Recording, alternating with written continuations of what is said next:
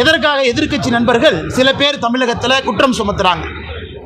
1913 2013 வரை மொத்தமாக இந்தியாவில் வக்ஃப் போர்டு அவங்களுக்கு கீழே இருந்த சொத்து 18 லட்சம் ஏக்கர்.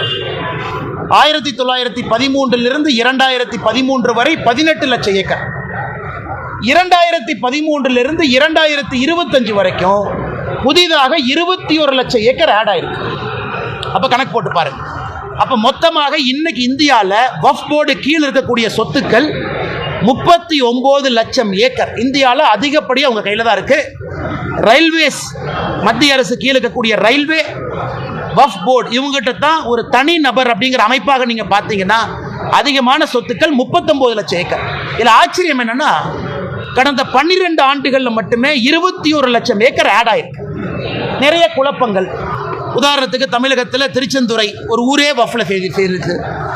கோவில் நலங்கள் சேர்ந்துருச்சு. மக்களுக்கு ஒரே குழப்பம், என் தனிப்பட்ட சொத்தை கூட வக்ஃப்னு எடுத்துக்கிறாங்க. இந்த குழப்பத்திற்கு ஒரு தீர்வு கொடுக்க வேண்டிய கடமை மத்திய அரசுக்கு இருக்கு. அதனால இந்த சட்டத்தில் ஒரு தீர்வு நம்ம கொடுத்துருக்கோம். யார் ஒரு சொத்தை வக்ஃப் போர்டு சொத்துன்னு சொல்ல முடியும்? ஒரு அரசாங்க சொத்தை வக்ஃப் போர்டு இத்தனால எடுத்துக்க முடியும். இந்த அமெண்ட்மெண்ட் கொண்டு வர வரைக்கும் அரசாங்கத்தினுடைய சொத்தை செக்ஷன் 40 படி வக்ஃப் போர்டு அவங்க ப்ராப்பர்ட்டியா டிக்ளேர் பண்ணாங்கன்னா வேற தீர்வே இல்லை. இன்னைக்கு அதை மாத்தி இருக்கும்.